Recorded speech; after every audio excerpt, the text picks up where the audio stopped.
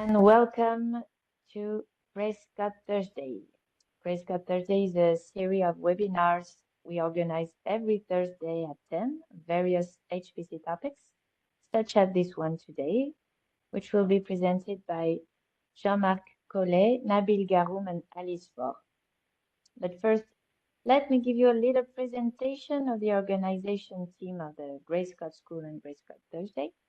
So there is Pierre Aubert, a research engineer from the LAP, the French Laboratory of Physics and Particles in Annecy, and Karim Azoum and I from Terratech, with the French NCC called CCFR, and with the LAP of Annecy, we co-organize the GraceCode Thursday and the GraceCode School.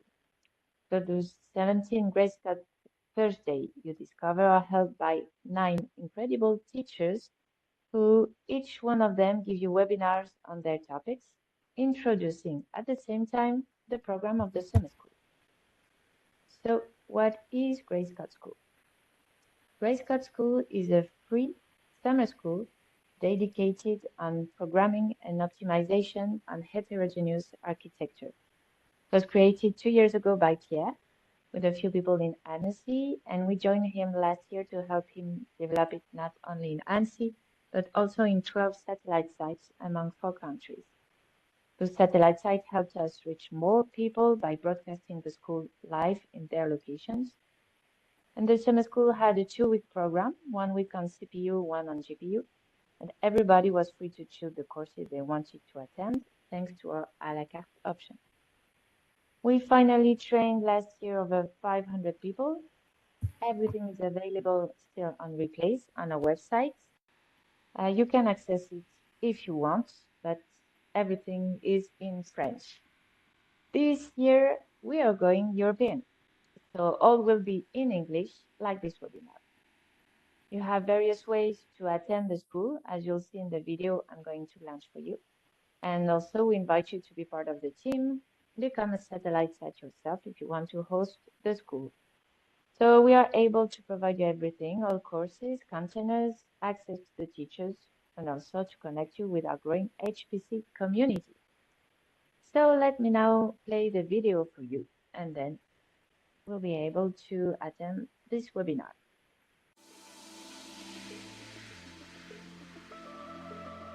Do you sometimes feel limited by your resources or unsure how to maximize the potential of your HPC resources?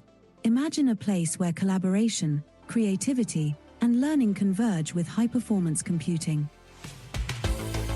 Welcome to GraceCode School 2025, Europe's leading summer school for HPC. Taking place from June 23rd to July 4th. Over 2 weeks, students, academics, and industry professionals from across Europe will explore the frontiers of programming while building a vibrant community.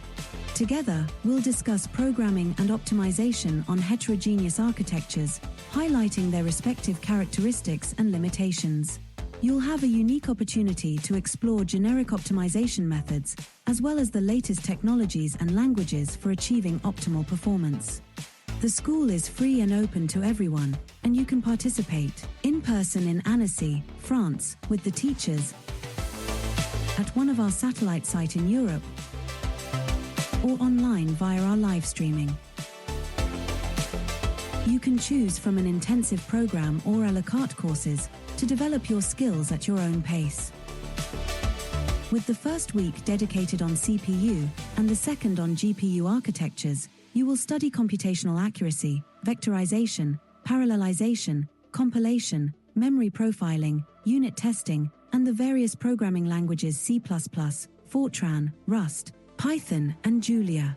In addition, we will study the MPI, OpenSHMEM, OpenMP, TBB, EVE, Kiwaku, Cycle, Thirst, CUDA, OpenACC, Vulkan, NumPy, Numba, cuPy, CUNumeric, JAX libraries, and Legit, as well as computation with Pytorch and TensorFlow, and the G++, Clang++, NVC++, NV Fortran, G Fortran, and DPC++ compilers. Throughout the course, you'll discover and use profiling tools such as Valgrind, Perf, Macau, Nsight, Malt, and NumaProf. Each session leads to a practical challenge, the simulation of Gray-Scott's diffusion reaction, which tries to describe how a chemical reaction evolves over time. Simple to understand, but complex enough to push the limits of optimization. Thanks to our specially designed Docker containers, you'll have access to a complete working environment to follow courses and exercises on your laptop or supercalculator. Throughout the program, you'll be guided by a dozen expert instructors, leaders in the field of programming and HPC. You'll have the opportunity to ask questions and chat with them live on Discord, so you can tailor your learning to your needs. Join our growing community of over 500 users to find answers, exchange ideas, take on challenges together and build bonds that will last well beyond the program. You can also join the Gray-Scott School European network of satellite sites, not only to attend the courses, but why not become a satellite site yourself and host the school in your location? You just need to provide a room, a contact person, and access to computing resources. We'll provide courses, tools, and Docker containers for a seamless learning experience. Gray-Scott School is free and open to all. It's your chance to master advanced programming and optimization, engage with a growing European HPC network, and push the boundaries of technology and training. You can kickstart your journey now by joining Gray-Scott Thursdays, a free webinar series previewing the school's courses. Don't miss out. Register today to attend, whether in person in Annecy, France, or at one of our satellite sites in Europe, or online via our live streaming. Gray-Scott School 2025, where HPC meets your potential.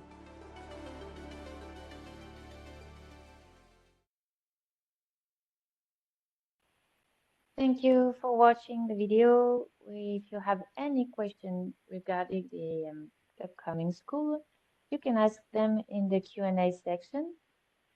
Pierre and I will be glad to answer you. Thanks for listening to me. Now it's time to give the floor to Pierre Aubert, who will introduce your speakers today. Okay, thank you, Marie. So today we will attend the Python GPU computing webinar. So we have Alice. So she's a research engineer in scientific computing at LUPM. So she worked on the optimization of astrophysics program for the CT experiment. So mainly on Corsica 8. So it's a C++ program for particle cascade simulation. She worked to optimize it and to port it on GPU also. Jean-Marc, you already know Jean-Marc, so he's working on ground radio detection, so kind of LOFA or SKA, so it's ZTF, so Zwicky Transient facilities for large field astronomy data processing. And now we have Nabil also, so he's a research engineer at LPNHE in Paris, so working on LHCb, and how he's trying to increase the bandwidth between for the computing and LHCb, but keeping the same number of GPUs because they cannot change whatever they want. So it's quite interesting in terms of optimization. So that being said, give the floor to Alice, Jean-Marc, and Nabil, and I wish you a nice webinar. Thank you, Pierre. So we are going to start our webinar on Python for GPU. In this webinar, we are going to present mostly 4 libraries, and we try to sort the libraries we know by their levels of integration or of abstraction. So we focused on 2 libraries that has a high level of abstraction, so cuPy and JAX. We also know of Intel DPNP, maybe you know it. In this webinar, we're not going to use it. On an intermediate level, so for us it means that porting your code from CPU to GPU is a bit less easy, and you have to interact with the device more specifically. We are going to present cuPy and Pytorch, but there are also low-level libraries that you can use for your GPU, for example, PyCUDA and Numba. We're not going to present them in this webinar, but they can be used as well. So we are going to start with a very broad point on profiling and benchmarking. Because if you were here on the Python for CPU webinar, you saw that we recommend to time your functions when you want to benchmark it with the time it module. And here for GPU is not recommended because the execution on the GPU is asynchronous. So sometimes time it can give you a time that is not correct. So you need to use the dedicated functions of each library when you want to benchmark your program. So when you want to time a specific function. So I put the examples of the cuPy and the cuPy docs, in which you can see that they have their own profiler and their own benchmarking tools. And in general, I guess you know it already, but if you want to check the use of your GPU, you can use NVTop instead of HTOP for CPU. And to profile your program, you can use Nsight, a provider from Nvidia, most of the time. So I'm going to start to present the cuPyNumeric library. It's the higher level library that we will present in this webinar. And it's based on the Legate project, which is an NVIDIA project to democratize distributed and heterogeneous computing on CPU or GPU. And so in this project, what they want to have is an implicit parallelization so that the user does not have to worry about parallelizing their data or their tasks. And so you could have the same code for CPU and GPU. And the goal is to be able to compute on CPU, GPU, multi-GPUs, multi-nodes, etc. So cuPyNumeric is a brick of this NVIDIA ecosystem for Python that relies on Legate.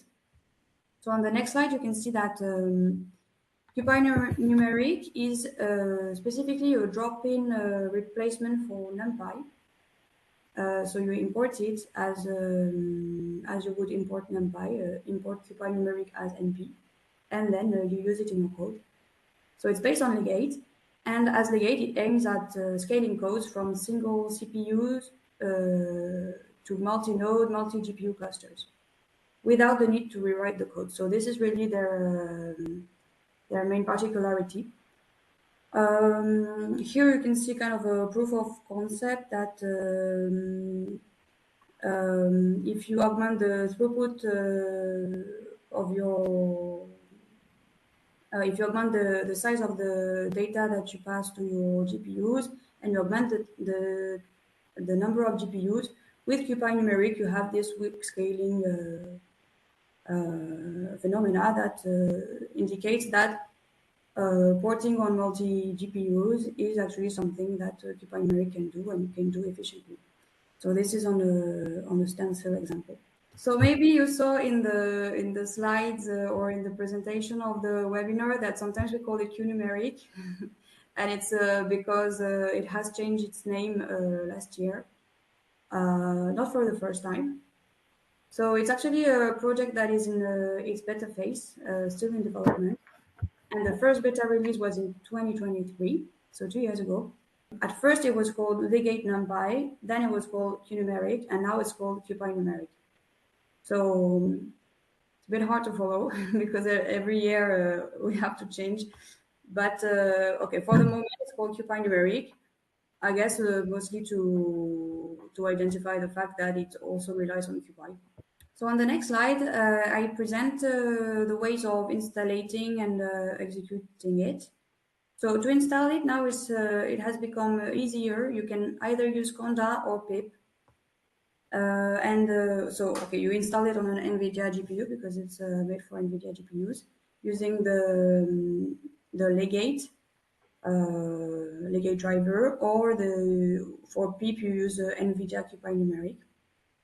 To import it, as I said, it's a NumPy drop-in replacement. So you import it as you would import NumPy, and then you don't have to change anything in your code, supposedly. And to execute it, this is quite important. It's much better to execute it with the Legate driver.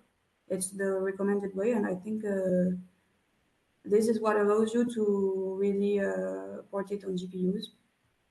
So you call the Legate driver and you have to specify the frame buffer memory, the number of CPUs, and the number of GPUs you want to use.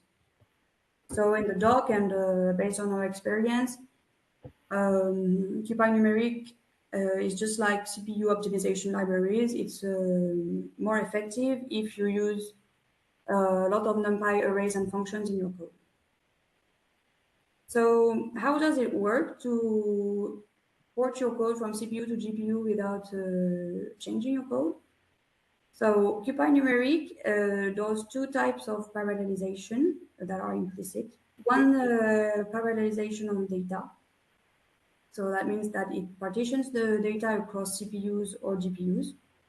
So all this kind of parallelization relies on the legate infrastructure.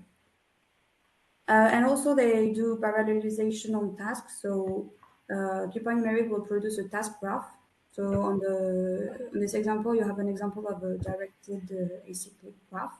And so on this graph, you can see which kind of tasks you can perform in a parallel way because they are independent. So for example, in this graph here, you can perform the addition operations and the data transfer in a parallel way.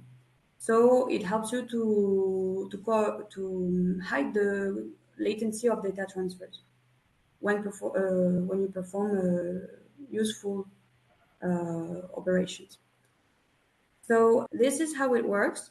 Let's take a look at an example. So I took an example from the doc and I tried to run it on the GPU we have at my lab. So it's quite an old GPU. It's a Quadro P620. So it's I think the Pascal generation of GPU. So it's a bit old.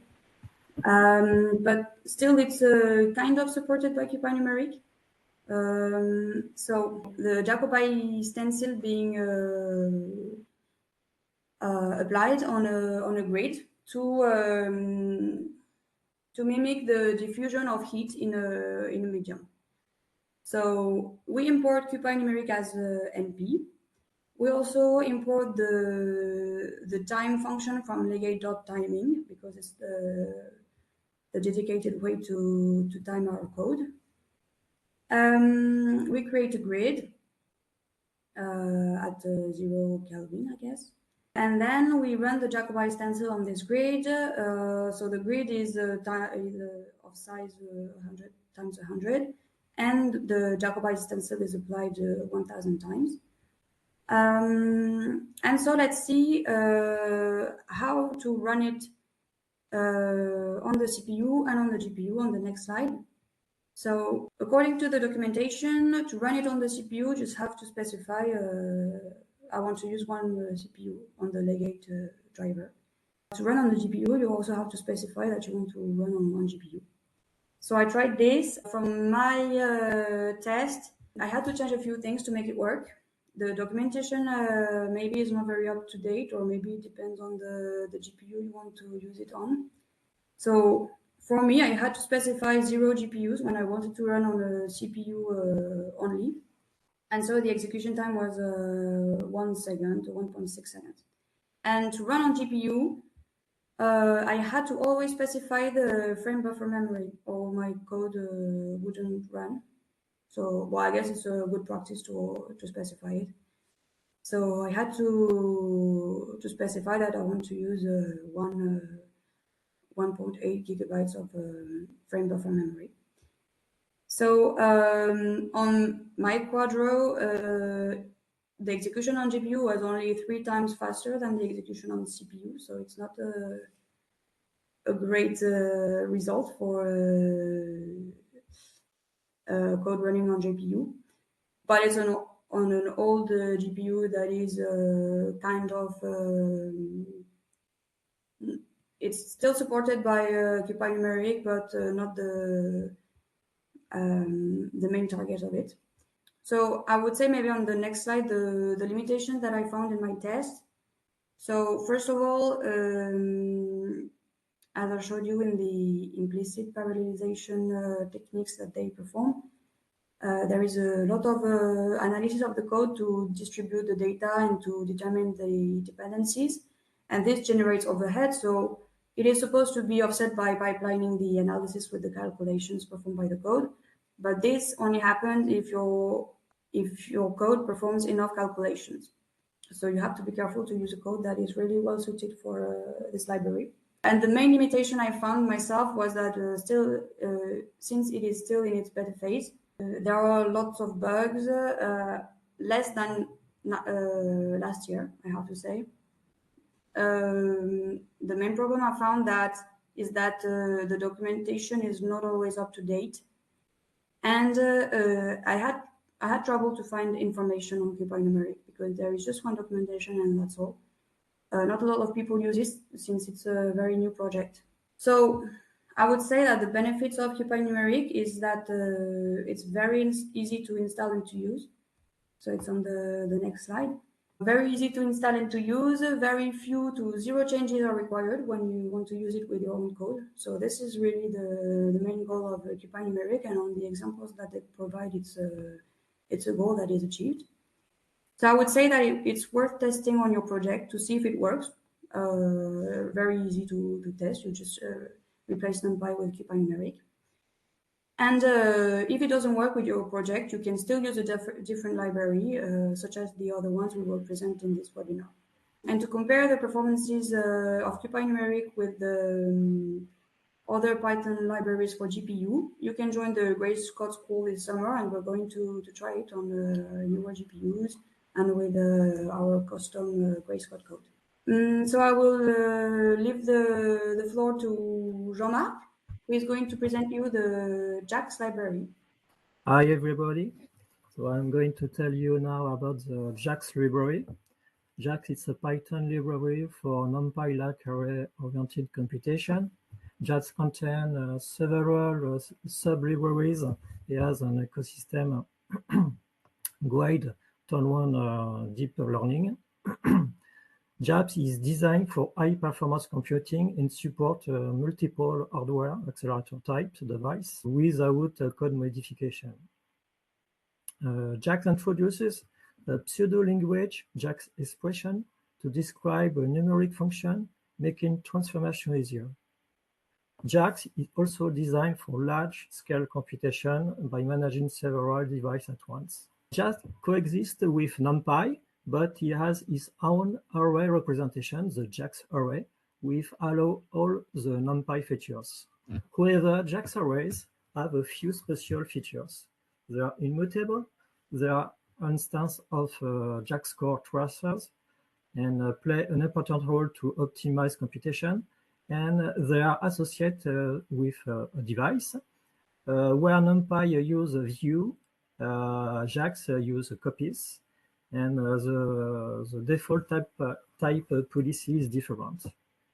Consequently, porting NumPy program to JAX not may be straightforward.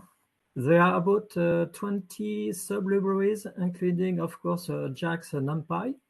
You have JAX CPy, contain 10 of the 14 CPy sub-library. Not all functions are present, but we may be present in JAX extension, like for optimization with JAX opt libraries. We have modules related to computation with JAX random, JAX image, and other one. Module related to development, JAX debug, JAX profiler. Module related to the hardware management, and module related to the data representation with JAX tree typing and DLPack.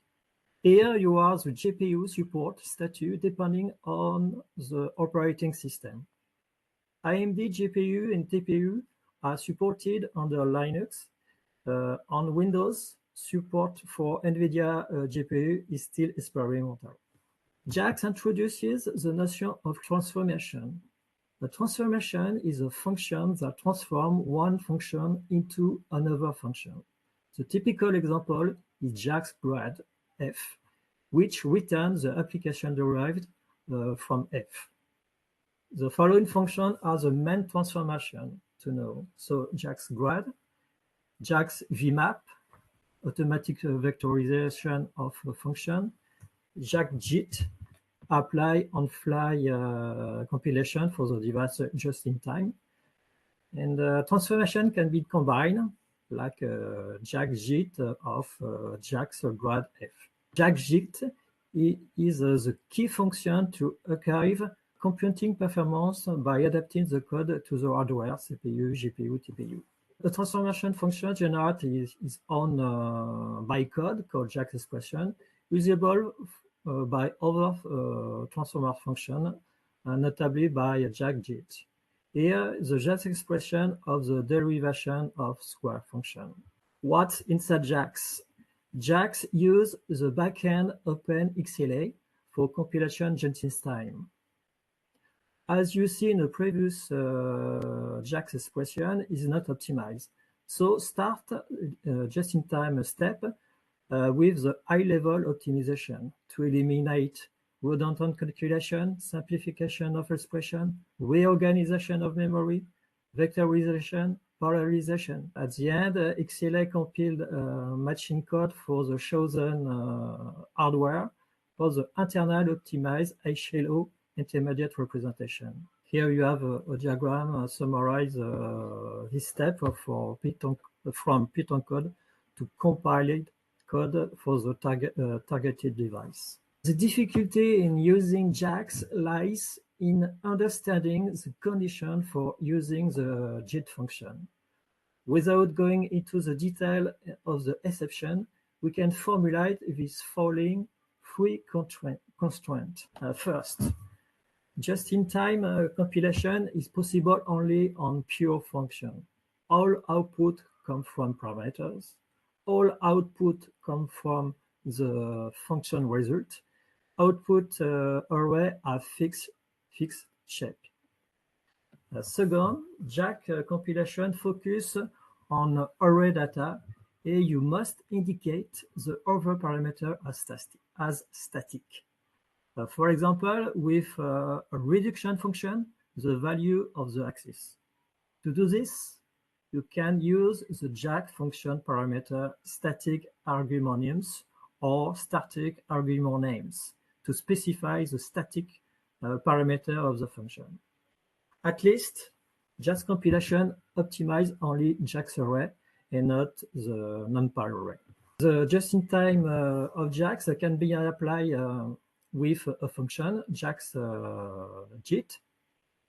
Example with two types of definition of static argument, or with a decorator at JAX JIT. And to define a static argument, you can use a partial function of module functool, like in this example. Now let's look at the free compilation error with JIT. Here a sample return of array where values are negative. So the error comes from that the function is not pure. The size of output depends on the data value. So you must processing this data inside JIT function or return two arrays. One array with data and one array with mask data. Second example, the sample function returns the mean value of array for a given axis. As we see before, axis is not an array, and you must specify as a static argument. So you call a JIT with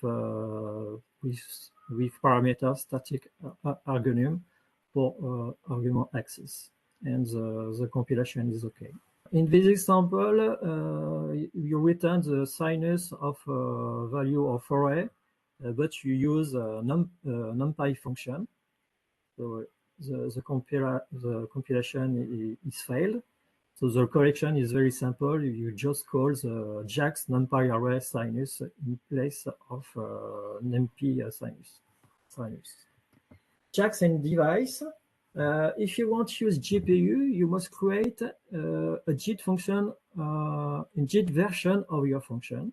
Then you need to place your data in GPU memory and just call your function on this data. JAX will automatically create a GPU version of your function. So the technique to transfer data to the GPU memory, you have a function to define a device and a function to put the variable on device with device put. So it's a very simple way to do that. But this way you do a copy. You can do that without copy to allocate directly in a GPU memory by passing the array directly in the parameter of device put function. So JAX conclusions, it's a very comprehensive, powerful library, but getting starting requires some work. JAX introduces concepts that are essential to master. The name of the documentation articles like how to fix in JAX or JAX error illustrates the effort required to use this library. Without this knowledge, the message errors are cryptic. Else, library designed for computationally intensive algorithms scaling between development and production are apparently easy. As switching device CPU to GPU, it's also easy. It's a high-level library. Now I present the cuPy library. cuPy appeared in 2015. The goal of the project is to provide for Python user with GPU accelerator capability without require extensive knowledge of the underlying GPU technologies. The cuPy team is focused on provide comprehensive coverage of the NumPy and CPy IP to become a complete drop-in replacement, as well as advanced CUDA feature to maximize performance. So actually, hardware support is, of course, Nvidia, and AMD work GPU experimentally. The backend is an Nvidia library, cuPlus, cuRun, cuSolver, cuSparse, and so on. Here you have the speed up on GPU with cuPy by type of calculation and data size. The results are better for larger array. Indeed, the GPU is designed for massive and simple calculation, like element-wise operation. Speed up is 200, and not even 2 for SVD decomposition of small matrix. So the coverage of the NumPy GPU version is very good. You have a table available on documentation, and you have the same thing for the CPy. The coverage is less well coverage than NumPy. So for porting your code, you must consult this table and see the specific feature for cuPy version. But most of the time, it's the same thing.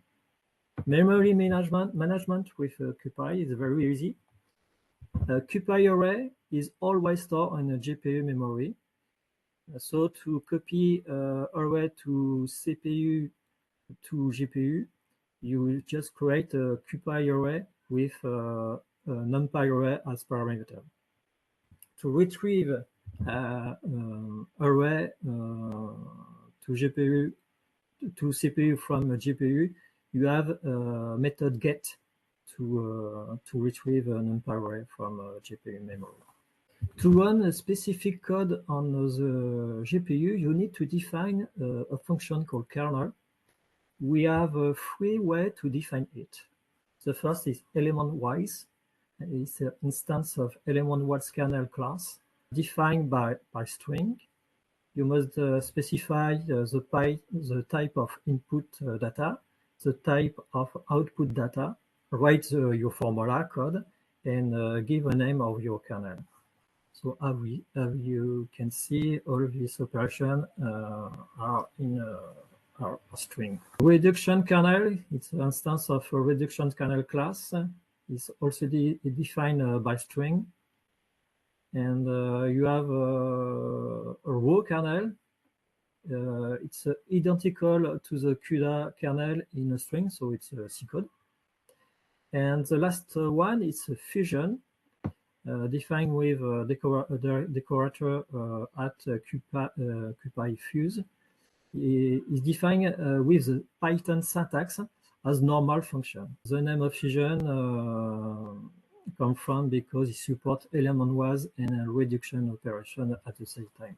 So here we have an example. It looks like a classical Python code. Here I introduce a variable for the next slide and recall the memory transfer to the GPU. So I define three variables: stencil, uGPU, EVGPU. It's a 2D array for all variables. Here we have an example of running CPy function on the GPU. Here the Laplacian of 2D array uGPU, EVGPU are computed with a convolution with a stencil. So you import from CPy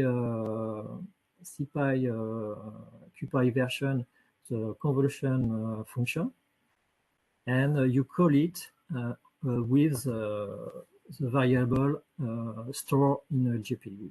An example with Grayscott, you use the finite differentials schemes. This is an update step by the time increment. Here it's the Euler method. To execute this step on the GPU, the followed kernel must be defined. So with the fuse decorator, you reuse the variable defined above. And as we see, it's a classical Python function, easy to write.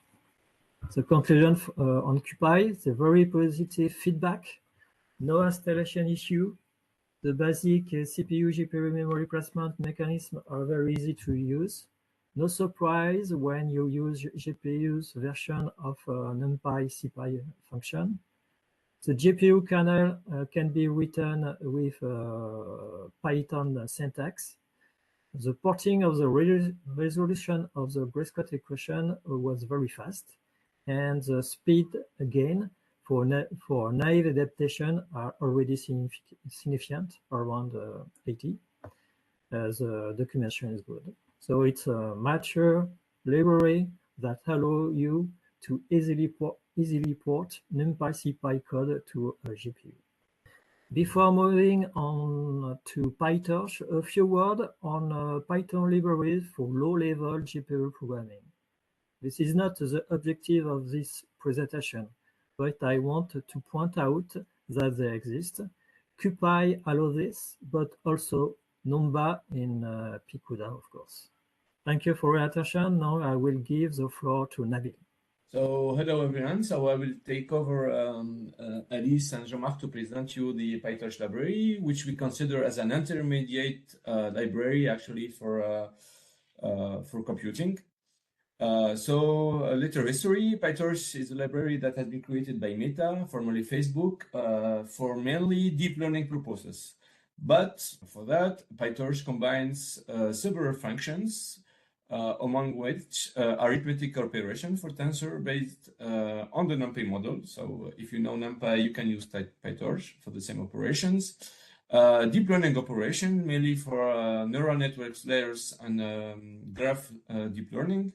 And for that also, the Pytorch developed the derivation operations with the autograd functions that allows computing derivations and gradients and tensors and analytical functions. So the installation is rather simple. You just import Torch and you have it in your notebook. So why do we say that Pytorch is intermediate? Because you have some high-level function and you have also some low-level functions. So Pytorch for the arithmetic operations is based on the cuBLAS library. which is a proprietary library. On the right, you have all the backends that are available right now, up to date in the library. The most used one are the CPU backend and the CUDA backends, which we will see later on in this presentation. But you can use all the other ones. There are some efforts to use the cuClass library for matrix calculation, but that work is not finished yet. It's underway. And there is also a big effort actually to port the OpenXLA integration. So you can use the TPUs from Google Cloud for your computing. So this is not the backend. This is a secondary library in Pytorch. So you will not have OpenXLA as a backend that you can use directly for TPUs. You have to call it as a library, but it's now integrated and it's working. So if somebody wants to use TPUs for computing, it's possible also. Pytorch tensors. So as we said, you can use a Pytorch on CPU and GPU. So for that, you have to declare a tensor. So a tensor is a way to call a matrix in the deep learning language or in the Pytorch formalism. So a tensor is just a matrix that has more than 3 dimensions. And how you call that? So you import torch and you declare a variable, torch.float, and you give its dimensions. So if you don't specify anything for the allocation, by default, the variable will be allocated to the CPU. Okay, so that automatically will call the CPU backend. Okay, so if I type a.device, I will have this answer, device type CPU. So by default, the allocation is made to the CPU. So if you want to allocate that variable to the CPU, what you have to do first is check if there is a GPU available. So there is a function for that. Is CUDA is available. If it gives you true, you can get the name of the GPU with its number. Okay. So once you check that the GPU is available, you can switch the allocation between CPUs and the GPU. So if you want to allocate your variable directly to the GPU, it's quite simple also. You declare it as a torch float, and you put CUDA with the number of the GPU you want to allocate it to as an operator. So if you ask for a.device, now you have it on the GPU with the type CUDA, and index 0 is the number of GPU. So why do we have an index? Because Pytorch allows you to work with multiple GPUs. So all the GPUs are indexed. Only the CPU is not indexed. Okay. And you can also get the memory allocated to your variable. So as a conclusion for the tensor part, you can just on the fly move the allocation of your variable from CPUs to GPUs just by the operator .2. So you can have made the tensor .2 CUDA, you send it to the first GPU, you can switch it to the second GPU, and you can send it back actually to the CPU. This is the way you handle data transfer and allocation in Pytorch. It's quite simple, but you have just to keep in mind where did you allocate your variable in your flow work in your program. So for the tensors, you have all the arithmetic and matrix function that you have in NumPy or other libraries. So the addition, multiplication, division, etc. You can have it in the matrix model and matrix way and the element-wise way. All the basic functions are also vectorized. So if you take an absolute of a tensor, it will be vectorized on the tensor itself. And that's true for all the functions that are defined. So this is quite basic. You have also access to the view function and the reshape function that you have also in NumPy. So you can view your tensors with change the types in viewing, and you can reshape them. So the reshaping is more complicated because it's a tensor way to do it, but it's the same principle. So you can just align all your tensor on one line or one column if you want. So these are quite basic functions. Some example of tensor operations. So here you have the matrix products or element-wise. So the matrix products, as you see it on the right here, is the dot multiply operator, and the element-wise is the one dot operator. So when you do you declare your tensors. When you do the multiplication, you have to specify which one you want. You have also the broadcasting that is available for the tensors that are not in the same dimension. So you can also use that in Pytorch, like the way you do it in NumPy. So these are quite easy actually to revert from NumPy to Pytorch for this. Now we go to the function part. So as I said, all the basic functions defined in the Pytorch library are vectorized, but you can do that also for the function that you define yourself. So Pytorch automates the function vectorization, but also the derivation of this function, which is rather interesting here. So we have an example here with the function y that we defined. It's a polynomial function, so the derivative is quite easy to compute, but we won't do that. We rather use the automatic grad function of Pytorch. So when you declare your tensor, so here we take a tensor of dimension 1 variable, so 2.0, and we declare the required grad. That means that you will make derivative or gradient calculation depending on this variable. So after that, you declare your y function, like the polynomial function that we defined above. You define it as a tensor, so we make the vectorization automatically. And if you type y dot backward, actually automatically you'll compute the y derivative at the value x equal 2 without having to compute the derivative of the y function. Okay, so you don't have to compute the y prime. Pytorch does it automatically for you. Okay, so this is quite simple example of how to use the derivation in Pytorch. So it's quite easy flow to do it. Next slide, please.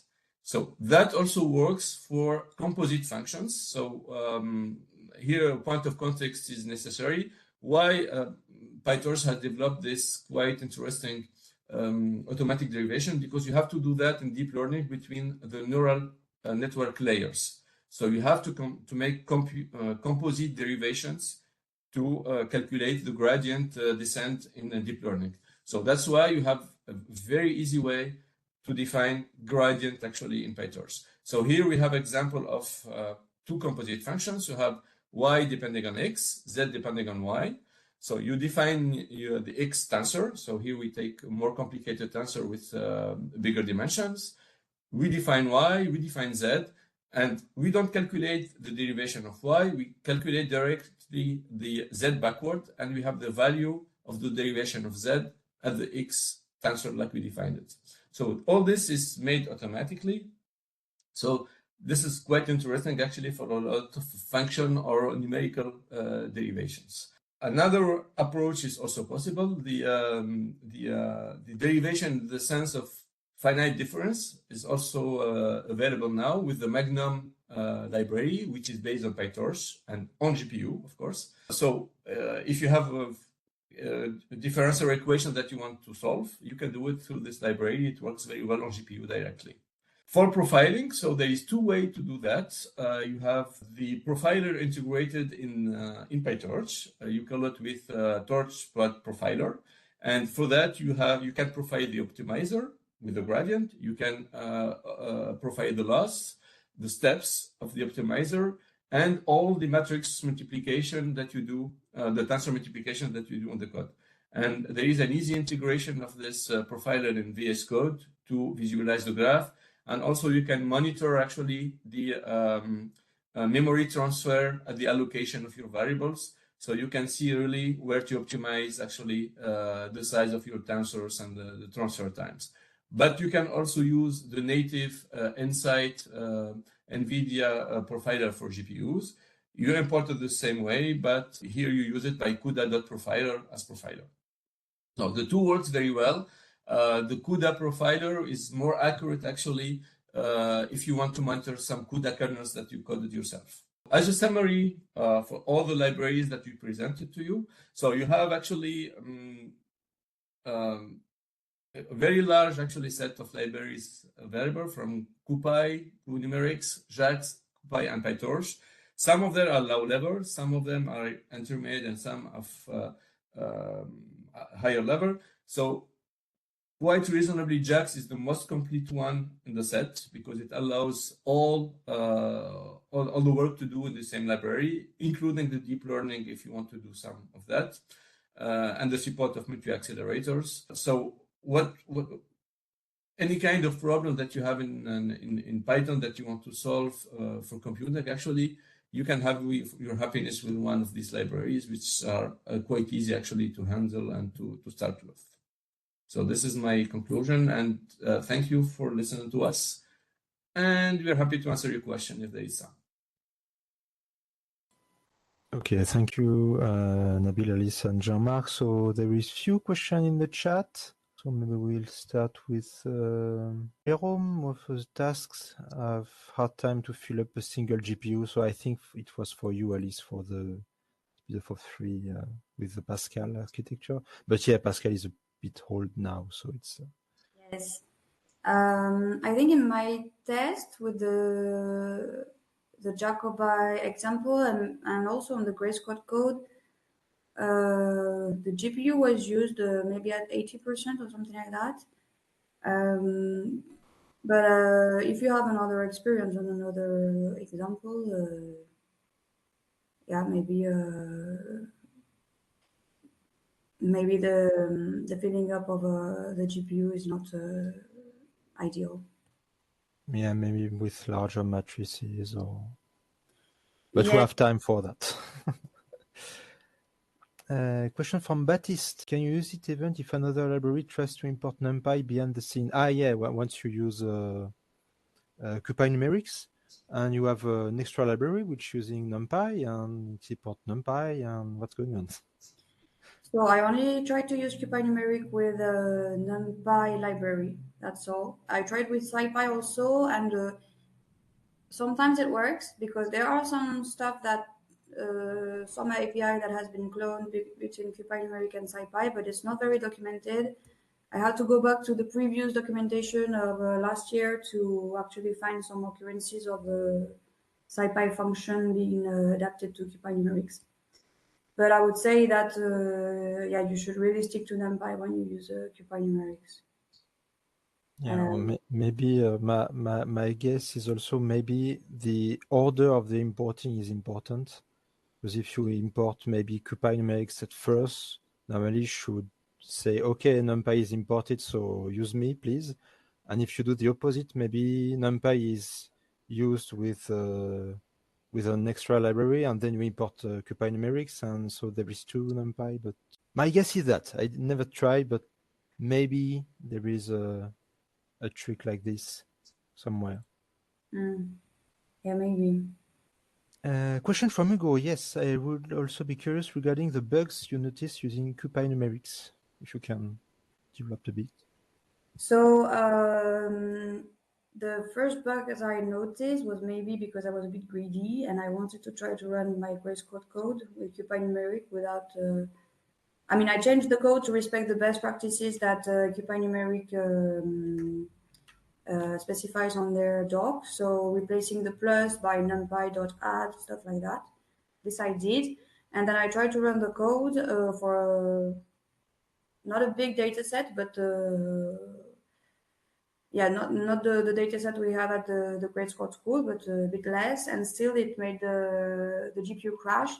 And this was when I was using a much newer GPU of the lab. So they told me to use another one that no one uses in the lab so that I wouldn't mess up with the calculations of everyone. So it made my GPU crash a few times, even with codes that were not, the data sets that were not too big, but I guess maybe too big for the GPU memory or something like that. And so I think even if you shouldn't change much things in your code, you still have to have in mind the GPU architecture you want to compute on, the size of your data, and yeah, how it's going to be sent to the GPU, because I think a very big data set, they do not partition it automatically. On the stencil example, this year I had no bug, but last year this example didn't work. I don't really remember why. They had a lot of problems with indexing last year, and now I think it's been fixed. But yeah, I would say be careful when you want to use it. Maybe start with small data. small codes and try to elaborate from this. Okay. Yeah, so maybe it's a problem of memory. Yeah, it's quite difficult to manage the out of memory of a GPU. So Yeah. it was a problem since last year also. So it's not, maybe it's not a problem of driver or something like that. It's just too much memory used. Okay, it's not horrible to fix normally. No, it's not. Yeah, this year I managed to make the Grayscale code work with cuPy, so I was very happy because last year I couldn't. Okay, nice. Question of Paul, I think, for Jean-Marc. If I understand correctly, your differentiation between pure and non-pure is close to static dynamic difference in compiled languages. Maybe it's a bit more than pure, in fact, yeah. I'm not expert of compiled language.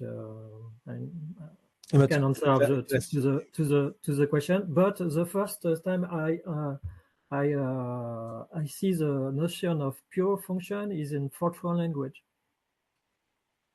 Yeah, but in Fortran language, you get a pure function does basically only computation, so no I/O, no print, no global variable, and so the compiler has everything in it to be able to optimize it well.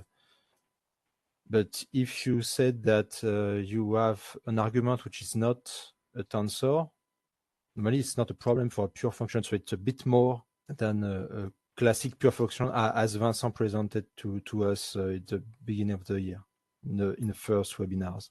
Pure function is not the only constraint to the JIT compilation for JAX. Yeah, speaking of that, so you said that if you have an extra argument, for example, the axis, you have to say static argnums equal 1, but 1 is a number of argument with the position of the argument? Yes, it's the position of an argument. And so you can use it with keyword arguments also, or it's not possible? Yes. The keyword static argnames. Okay. I can show you on the presentation. Okay, static argname. Okay, this one. Oops. Okay, so you are free. You can use static argument or keyword argument, and normally everything is fine. But you have to precise. Okay, please, this is a scalar. This is not a tensor, so don't bother me with that.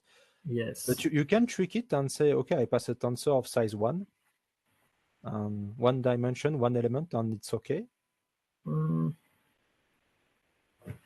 I don't know. Sorry. Okay. Yeah, we have to play a bit with the examples. In Torch you can actually. Okay. In Torch you can do that, yes. I gave an example of that. So you can declare a tensor of dimension 1. So it's acceptable for him. Okay, Jerome is saying 80% of duty cycle or 80% of the TDP, or maybe it was for the 3X, I think, for Alice. And Hugo is thanking you also, Alice, for the experience feedback. So yeah, but it's a really young project, so you have to play with it a bit. Another question from Jerome: are there more advanced algorithms like scan, sort, expose in those frameworks? I have the feeling they limit themselves to element-wise and stencil-like operation, which is really limited for general purpose HPC calculation. Yeah, so I have an answer about the sort. For Pytorch, it's already coded in the library, so there is a function about that. There is some of the others, but I don't know if there is all of them. But the sort one, it's there because I used it. The scan, I don't remember, but the sort, it's already implemented, actually, for any kind of tensor. Okay, so maybe advanced algorithm will come at some point. Yeah. But for JAX, I don't know. Maybe Jean-Marc and Alice have some inputs on that. Yeah, we use the scan algorithm in the Grayscale code in JAX, and it works nice. We use it to scan the computation over the number of images we want to make. It's not very easy to code, but it works, and it's performant. Okay, so it's coming. Yeah, You yeah. can already JAX use has a lot some. of Yeah. functionalities. Yeah. Okay, so dive into the documentation. Maybe you will find what you want. So there is no more question in the chat, so I can go back to mine. Okay, thanks for Jerome. Yeah, about cuPy, you mentioned that there is Nickel as a backend, which is really, really nice because Nickel is really powerful for multi-GPU, multi-rack, multi-everything computation, and with a lot of communication. But the Nickel API will change for the next release. Do you know if they plan to update the cuPy to the new Nickel, or maybe it's already the case, or because they will change the API, they will be more close to OpenSHMEM and VHMEM in terms of allocation, because it's drop a lot of check, and they can have a lot of speed up about that. So I will talk more about that next week. I do my own promotion in the webinar. Yeah, I'm sorry, I don't have feedback with Nickel library with cuPy. And in fact, I have the same question with Pytorch, because there is the integration of cuClass, which is ongoing, but is it cuClass 4.0 or the one before? I don't know that, Pierre. I didn't follow that part, but I can Okay. check it. I can check it actually. I have the link to it on the GitHub, so I can see which one they're trying to integrate. Okay. There has been some much more actually effort in Pytorch to integrate the OpenXLA. So Yeah, a lot okay. of other work on the library has been put to side. Why OpenXLA? Because a lot of people wanted to use the TPU for the computation because it's much faster than the GPU. But I have to check where is the advance about the cuClass. Maybe it's already, I don't know. I have to check that. So I do not have the correct answer for that. Okay. But we will have it for the school. Yeah, nice. Another good reason to follow the school. Yes. Yeah, or again on PyTorch, once you create a float tensor, Yes. is it floating point in general, or it's stick to float 32? You can specify a D type to say, okay, I want height, I want. You can specify the type. You have the view function for which you can view it in different types without changing the original tensor. Okay. Okay. So the view works like in NumPy. You can declare it as a float with the dimension, float 16, 32, whatever you want.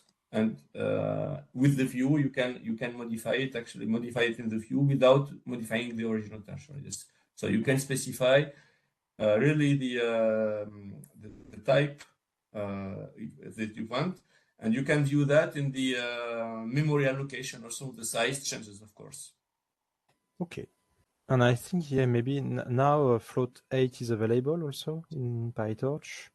I never used it, but I used it once. Never It was working on my GPU, but you need a recent GPU, of course. But yes. And Most yeah, with 16 or 32. So yeah. Once you use tensor 2, GPU 0, GPU 1, etc. So it's nice because you master where you want to put your tensors. But yes. I mean, it's nice if I have 2 or 3 GPUs, but if I have 8 or more, I don't want to do that by hand. Do you have something automatic to handle that's that? not automatic actually. So these are secondary PyTorch libraries that will actually, if you, for example, let's say you have a tensor that is bigger than your GPU memory, for example, and you try to allocate it to the GPU. Even if you have a second GPU actually available, it will tell you the GPU in which you want to make the allocation is not enough. You don't have enough memory for that. So it will generate an error for that. So this part is still low level, let's say. Okay. Okay. So maybe if you Triton or something like that, you can split your tensor automatically. Yes. Okay. Okay, so you have to use an extra library. If you want actually to automatically make the tensor transfer to to split it on multiple GPUs, you have to use more Lightning or Torch Vision, for example, which are secondary libraries of PyTorch. They will do automatically, actually, they identify the number of GPU and split the tensors on multiple GPU. But if you stick only to PyTorch, that's not automatic. You have to do it by hand. Okay. And yeah, about your last slide. In the last slide, you have your tables, and in PyTorch, there is no multi-accelerator, something like that, yeah, in the PyTorch column. And why is that? Because you can use multiple GPU. There is multi-accelerators, but they are not as automatic as you have it in JAX. Okay, so you have to, you can do that, but you have to work a bit. Exactly. Okay. Yeah. And the most used one right now are more CPU and GPU, so they are the most ones that are optimized. All the others, if you take, for example, the backend for Xeon, almost nobody uses this. Okay, it's there, but nobody will use the PyTorch backend for Xeon. Okay, and in JAX, actually, the OpenXLA is more integrated. JAX has been developed natively with OpenXLA. So OpenXLA is done to optimize on multi-accelerator natively. PyTorch has not developed in that purpose. PyTorch has more in the beginning been developed for the Nvidia GPUs or for the AMD GPUs, and now they are trying to adapt to OpenXLA. But JAX, for example, natively has been developed for that. So that's why the multi-accelerator approach is more native in JAX than in PyTorch. So this is an advantage of JAX, of course. And that's why it's higher level, of course, also. So, for example, for JAX, you can use TPUs directly, which you cannot do in PyTorch unless you call the XML OpenXLA library. JAX is developed by Google, Jean-Marc. Yeah, I think it's Google that is behind JAX. Normally, yes. Yes. I think that JAX is developed by Google. That's why they have OpenXLA support natively. Yes, this is Google library, yes. But you cannot change the backend of PyTorch for another. You can. I never did it personally. Because normally, it's the principle of the backend. So for example, if you use PyTorch on Google Cloud on Collapse, for example, you have to specify the GPU backend by hand, which you don't have to do when you use JAX in Collapse, for example.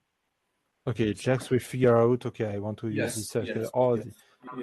Yes. Okay, so it can discover automatically the machine. Okay. Yeah, but I mean, if you can change the backend by hand, at some point you will have something to discover your node, and you will say, okay, I have this kind of GPU, I use this backend automatically, and that's it. So maybe it's a matter of time. It's not okay. What you can do also here in your code, actually, you can also make a check in your notebook to see what accelerator you have actually, and you say a little condition to choose the right one. As we do in Cycle? For example, yes. Okay. You can do that in PyTorch. Yeah, there is a lot of PyTorch code where you have a scan. So if you have a T4 or A100, H100 available, actually, you can define a little loop that will define actually which GPU you'll be targeting your code on. You can automatize actually the allocation in your code. That's doable. Yeah, okay, because you don't have the same power, you don't have the same memory, and if you have big tensor, you will have some trouble. Okay. Yes. I think there is in the notebook that we will present in Grace Code, we do that somehow. The backend execution actually. So, for example, I have an example in mind. If you want to make a tensor like big tensor multiplication element-wise, you check if there is a GPU. If the GPU is available, you allocate your variables directly on the GPU. You mean an Adamar product? Yeah, that's a really good example. Yes, Adamar product. This is it's a very used product, but not very known. But yes, Adamar product, you can do that also automatically in the GPU. It's faster, of course. Okay, so now I'm out of questions. So Or maybe if you want to add something for the school. Oh yeah, a good question from David, even if he's not here. What is the expected level you expect from your attendees for the school? Maybe depending on the library you present. Jean-Marc, do you want to answer? Yes, for JAX and cuPy, it's a beginner. Okay. And Yeah, knowledge of NumPy basic notion. Yeah. Also, yeah, a good point I forget to mention, but on cuPy at least you said, of course, it's straightforward once you have your code, but only if you express your computation with global operation on tensors. Otherwise, you will have a problem. So you have to do that before, and then it's straightforward. Yeah, so it's mostly being able to use NumPy in the right way. Yeah. So for cuPy so also it's beginner friendly, maybe a bit advanced. No, cuPy I mean, it's Python a bit advanced, and about cuPy we're going to discover ourselves how to use it. So Okay. you don't need any knowledge of it to come to the school. So for Pytorch, hopefully, actually, all the people have the first week, so they are more in the intermediate level in that case, and that's enough for Pytorch actually. So okay. And you will stick to one GPU also for the Pytorch implementation, not multiple, because it will be quite difficult for people on laptop to follow. yes. Even if you can, but yeah, one GPU. Yeah. Okay, so if no one more question, maybe we can wrap it up. So thanks for the presentation, Ali, Jean-Marc, and Nabil. See you at the school. So thank you everyone for attending this webinar today. So next week I will present you the feedback of the GTC. So it will be normally quite long presentation. Normally we will have some time for the question, but you will see that there is a lot of news this year, and we will have a full roadmap also to present, so it will take a bit of time. So see you next week about that. And so the replay and the slides will be available tomorrow normally, if everything goes according to plan. So see you next week. Have a good day. Thank you, Pierre. Bye-bye. Bye. Very much. Bye. Bye.